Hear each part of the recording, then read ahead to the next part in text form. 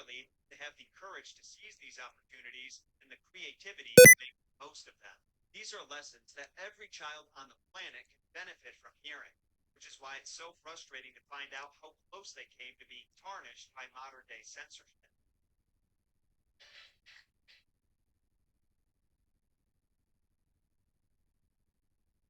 James and the Giant censored. I thought it was supposed to be James and the giant penis. Seriously. But then I realized, wait a minute. James and the Giant Charlie in the Chocolate Factory. But cool part of it is the F and R Y in factory are still there. Oh, Added a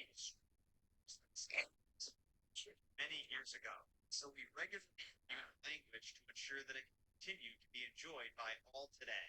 What they meant with this statement is that they gave themselves permission to edit the complete compendium of Dahl's works however they wanted, resulting in hundreds of changes. They partnered with an organization called Inclusive Minds, which has not one, but two donation links at the top of the website and allowed their sensitivity readers to alter, add, place, or even delete any words or phrases that could be deemed insensitive. No, not slurs or anything serious like that. Dahl wrote these books for kids after all. Instead, they resorted to cutting out any descriptions relating to almost every character's age, weight, mental health, and gender, rendering Gold's wacky world of creative, colorful characters a dull shade of gray. Augustus is no longer fat, Mike TV doesn't carry around toy pistols, and Charlie is no longer as skinny as a skeleton. Out of everyone, I think the was took the most damage from these revisions, though, because when they're introduced, the only descriptor that we get is when they're called the little people.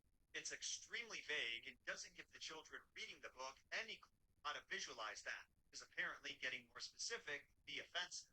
Let's play a game. I'm going to read a few other descriptors to you, and I want you to guess which ones had to be removed or changed so the story could continue to be enjoyed today. Aren't they fantastic? No higher than my knee. Look at their funny long hair. Oompa spent every moment of their days climbing the treetops. Poor little Oompas, the poor little fellow, looking thin and starved, sitting there. The Oompa bowed and smiled, showing beautiful white teeth. His skin was rosy white, his hair was golden brown, and the top of his head came just above the height of Mr. Wonka's knee. He wore the usual deer skin slung over his shoulder. I'll give you a few moments to reflect on these.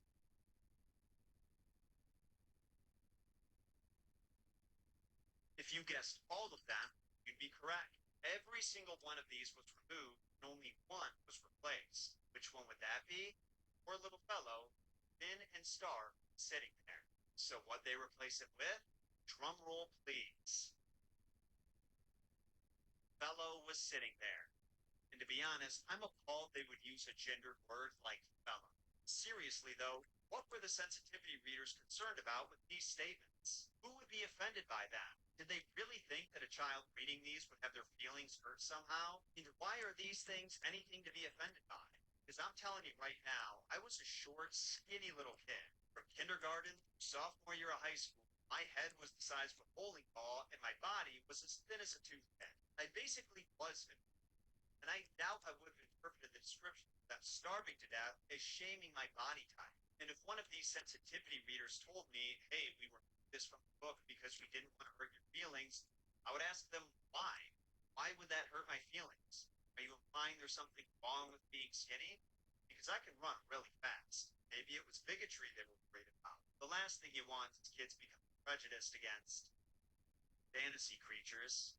Now, before you call me a hypocrite because I didn't have a problem with the original changes Dahl made to the was that's a very different situation. First off, those edits were made by Dahl himself at the tail end of the civil rights movement, so the end result was still his vision. There's also no denying that the original descriptions were racially charged and more based in reality, with Olympus being packed up and shipped out of Africa. Even though the story says that it's voluntary, it resembles history a little too much. When it was written, slavery had only been abolished in America for a century. That's less than two lifetimes. The point is, even children can make the connection between what Wonka did and the crimes committed against the African people, as long as they had been taught about it in school. So Dahl had to make it clear that Oompa Loompas were fantasy creatures that don't Fellow Africans, we need to enslave the Africans. What? You see, that's a reference to Constantly on Rice Family Reddit comment probably misinterpreted it. if you went to the dentist for a routine I think checkup. committed some slaves, fellow Africans.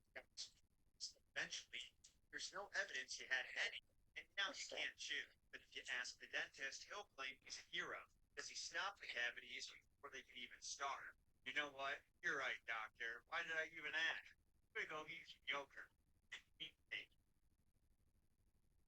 The last thing I'll say about this is that Dalton himself insisted that no changes be made to his books after his death. He's on record saying in a conversation with his friend, painter Francis Bacon, I've warned my publishers that if they later on so much as change a single comma in one of my books, they will never see another word from me. I just hope to God that will never happen to any of my writings as I am lying comfortably in my Viking grave.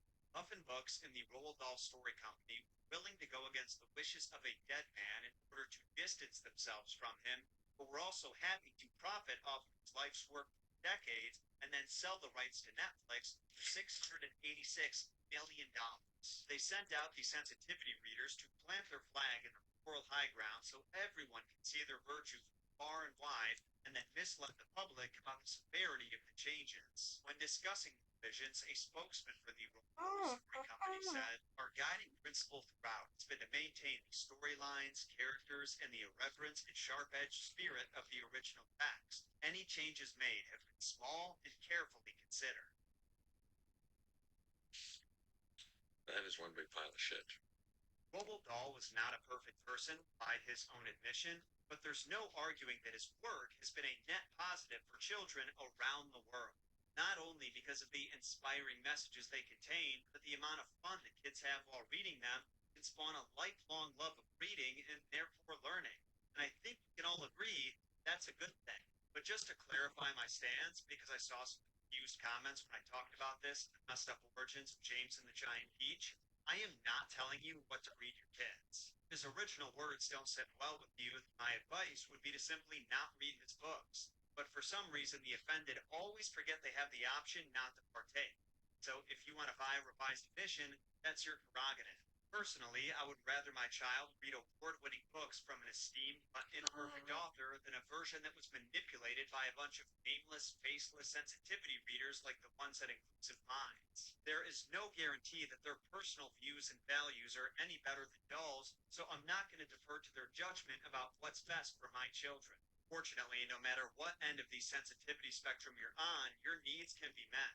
Because after the UK publishers received a ton of backlash, Dahl's publishers in the United States, France, Spain, and the Netherlands announced they would not be incorporating the changes, so you could still read the stories written as intended. At the end of the day, a good story is a good story.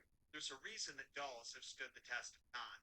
But now I've got to ask, what are your thoughts on this censorship scandal? If you do think the revisions like the ones I discussed today are a good thing, I would love to hear your thoughts on why, because in my opinion, this doesn't actually do anything to protect children in any meaningful way, and it sets a dangerous precedent for how publishers can treat classic literature. Also, what do you think of Charlie and the Chocolate Factory? I love the book, but I personally didn't grow up on Dahl's stories and would love to hear from those who did, and those who got something out of today's episode. Leave your thoughts in a comment, then make sure to sacrifice those like and subscribe buttons for more deep dives into classic stories like Charlie's, fairy tales, myths, and nursery rhymes every week. I'll see you all again next Thursday when we dive into another terrifying tale from the Scary Stories to Tell in the Dark series. Until then, my name is John Solo, and remember, John shot first.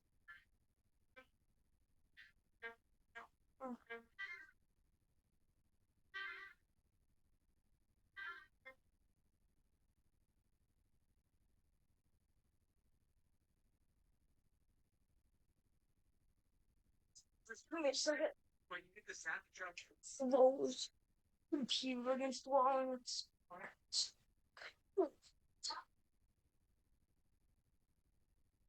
It's like,